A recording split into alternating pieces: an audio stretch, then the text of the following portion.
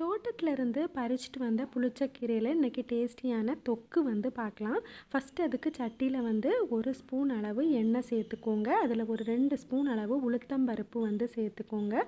அடுத்ததாக ஒரு 5 பல் பூண்டு வந்து தோடி எடுத்து வந்து சேர்த்துக்கோங்க. கூடவே ஒரு 1/2 ஸ்பூன் அளவு வெந்தயம் வந்து நம்ம சேர்த்துக்கலாம். காரத்துக்கு தேவையான அளவு காஞ்ச மிளகாய் வந்து சேர்த்துக்கோங்க. எனக்கு காரம் கம்மியாக பிடிக்கும் அப்படிங்கிறதுனால நான் 1 மிளகாய் சேர்த்துருக்கிறேன்.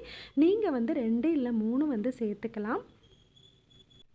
இதை நம்ம நல்லா பொன்னிறமாக வறுத்து எடுத்துக்கலாம். கீரையை வந்து நம்ம கட் பண்ணணும் அப்படிங்கிற அவசியம் வந்து இல்லை. அதோட திக்கான ஆளி பகுதியை மட்டும் நம்ம கட் பண்ணி எடுத்துக்கிட்டோம் அப்படின்னா போதும். இது நல்லா வதங்கி வரும்போது இது கூடவே வந்து நம்ம கீரையும் கழுவி வந்து சேர்த்துக்கலாம். கீரையை சேர்த்ததுக்கப்புறமா தண்ணி எதுவுமே வந்து சேர்க்காதீங்க.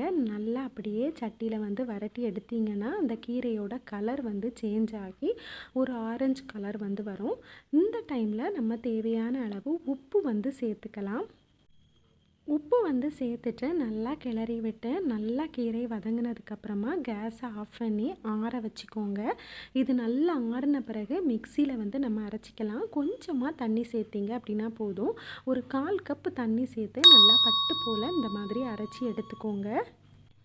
அடுத்ததாக இதை வதக்கிறதுக்கு ஒரு சட்டியில் ஒரு 2 ஸ்பூன் அளவு நல்லெண்ணெய் சேர்த்துக்கோங்க. பொதுவாக இந்த தொக்குக்கு நல்லெண்ணெய் யூஸ் பண்ணிங்க அப்படின்னா டேஸ்ட்டு நல்லாயிருக்கும். கூடவே வந்து 1/2 ஸ்பூன் அளவில் கடுகு, 2 கொத்து கருவேப்பிலை வந்து நம்ம சேர்த்துக்கலாம்.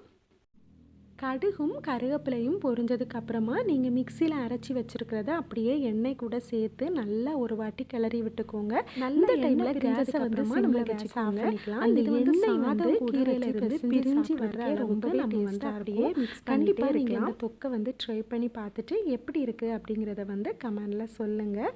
நன்றி.